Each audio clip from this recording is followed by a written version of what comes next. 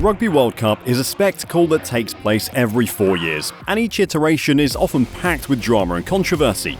In this video, we take a stroll down memory lane, looking back at some of the ups, downs, and downright spectacular moments that define World Cups.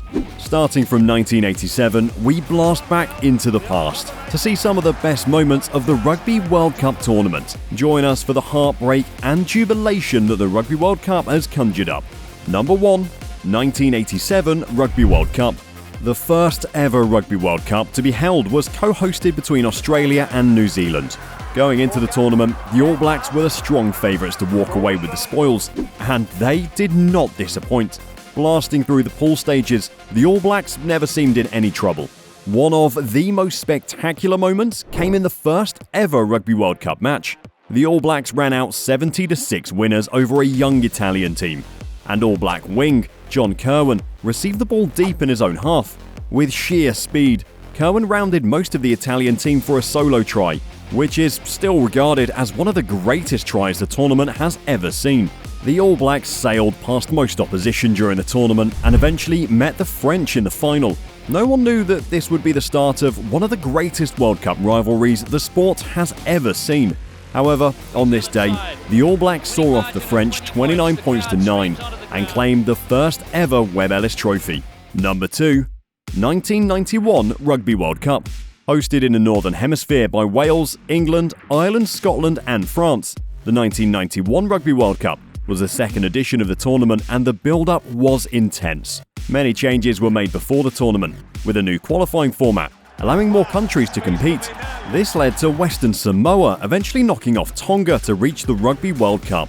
No one knew what the Samoans were capable of, and this led to the first shock of the tournament, when Western Samoa knocked off a solid Welsh team, 16-13 in Cardiff.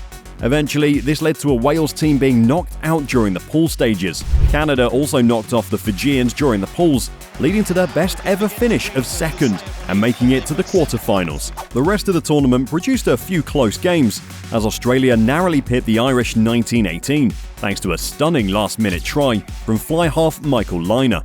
The Aussies overcame the All Blacks in the semi-finals, before meeting hosts England in the final at Twickenham, in what proved to be a tense game. The Wallabies eventually came out as World Cup champions, thanks to a try from prop forward Tony Daly in the final. Number 3. 1995 Rugby World Cup. For the first time, the Springboks were allowed to enter the tournament, and the tournament was to be held in South Africa. After years of international boycotts due to an apartheid regime, the hype started and no one knew what the Springboks would bring to the table. However, one of the special moments came during the semi-finals, when the man-mountain Jonah Lomu smashed through the English defence and eventually laid out English fullback Mike Catt, whilst running in 4 tries to secure an All Black win. With the Boks narrowly escaping a last-minute defeat against the French, the stage was set for what would be one of the most memorable finals at Ellis Park.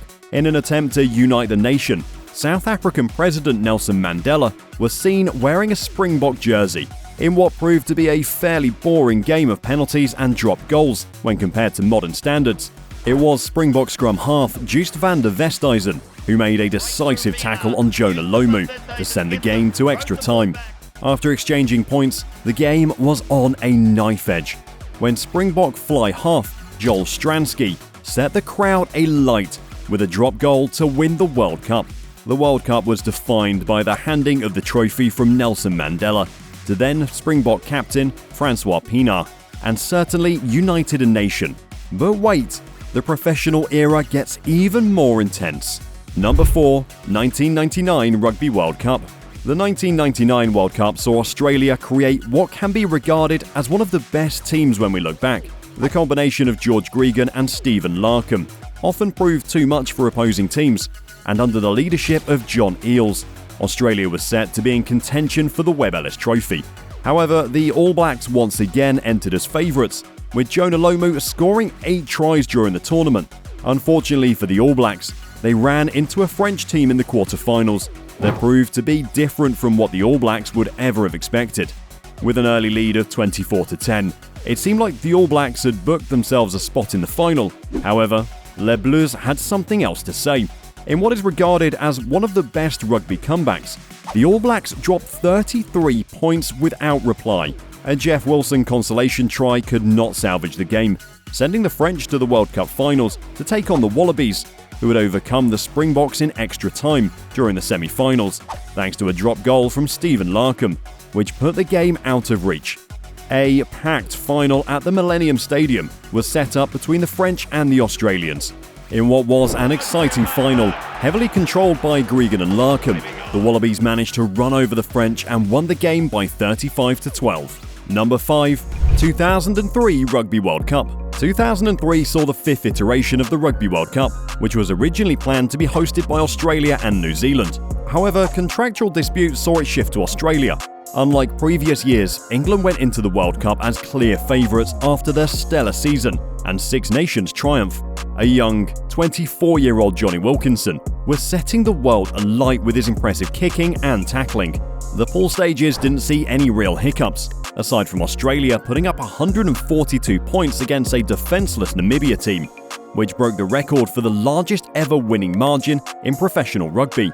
The quarters and semis went to script, with the favourites England and Australia setting up what would be a 1991 World Cup rematch, but this time it was to be in Sydney. In a final which saw the Wallabies strike first thanks to a Lottie Takiri try, many believed it would be a Wallaby game. However, a try from Jason Robinson just before half-time narrowed the game back up. The second half saw a few penalties exchanged, leading to a full-time with the score tied. Going into extra time, everyone was sitting on the edge of their seats to see who would blink first. However, the decisive moment came in the 100th minute, when a young Matt Dawson connected with Wilkinson, who set through a drop goal from his right foot to win the game.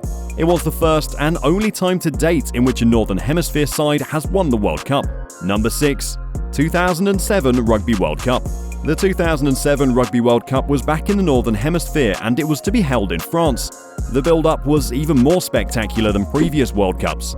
However, the first shock came in the first game, when Argentina knocked off the host nation in St. Denis. Easy wins for the other top nations saw them book their place in the quarter-finals, which saw England knock off a solid Wallaby team 12-10, and Argentina beating a Scottish team to reach the semi-finals. Whilst the Springboks cruised past Fiji, it was World Cup favourites New Zealand who got one of the biggest shocks. The All Blacks lost through a last-minute try from Yannick Josion, in what was later deemed to be a forward pass and changed the rules of using the TMO forever.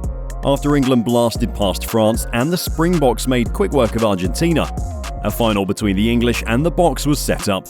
In what was by no means the best World Cup final, the Springboks triumphed over the English 15 points to 6 to claim their second Rugby World Cup trophy. Number 7. 2011 Rugby World Cup. Hosted in New Zealand, there was no doubt that the All Blacks would be the favourites going into this World Cup. With one of the best teams ever and players like Dan Carter starting to shine, the All Blacks were set for the tournament. Whilst very few surprises were seen in the pool stages, the quarter-finals did not disappoint. The All Blacks smashed their way into the finals after beating Argentina and Australia. But it was the French who took a different path. After beating England in the quarter-finals, they were set up for a semi-final against a Welsh team. In what was one of the tightest games, the French came out victors with a 9-8 scoreline, booking their ticket to the final. However, All Black fans were left in shock when news broke of an injury to Richie McCaw. But details were scarce. The All Black captain made it to the final in what turned out to be a thriller. A try from All Black prop Tony Woodcock would put them ahead before French captain Thierry de Sautoir would pop over to put the French back in the game. After injuries to All Black fly halves Carter and Cruden, the All Blacks had to rely on an older Stephen Donald. Donald would eventually put through a penalty that would win the game and see the All Blacks win their second Rugby World Cup. Number 8. 2015 Rugby World Cup. The 2015 World Cup proved to be one of the biggest World Cups in history. The All Blacks went in as current champions and clear favourites. However, the first shock of the World Cup came in the first game, which saw a fired-up Japanese team shock the Springboks in the pool games by 34-32. However, this was almost overshadowed by Wales beating England 28-25 and knocking the English out of the finals. During the quarterfinals, New Zealand ran riot over the French before narrowly avoiding defeat against the Springboks. It was almost Scotland that beat Australia during the quarterfinals after a shocking call from South African referee Craig Joubert saw the Aussies convert and advance. The final between Australia and All Blacks didn't go as planned for the Wallabies, with the All Blacks beating them by 34 points to 17, becoming the first team to win 2 successive World Cups. Number 9. 2019 Rugby World Cup. 2019 turned out to be one of the highest scoring World Cups in history. The tournament averaged a staggering 48 points per game. One of the most controversial things everyone looked forward to was the All Blacks meeting the Springboks in the pool stages.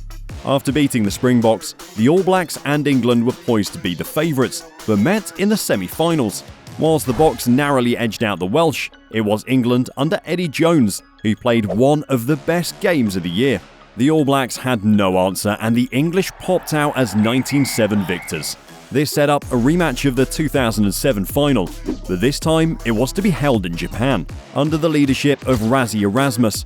No one knew how much the Boks could alter their game, bringing a different style to the final and shying away from the traditional kicking game. This caught the English by surprise, leading to an eventual 32-12 victory for the Springboks and helping them clinch their 3rd World Cup. With the 2023 Rugby World Cup being a few months away, who do you think will give us the next special moment? Will the French once again upset the All Blacks? Or will someone lose to a new team of heroes? How many hearts will the Japanese break? And will Ireland finally reach their full potential? Let us know in the comments section.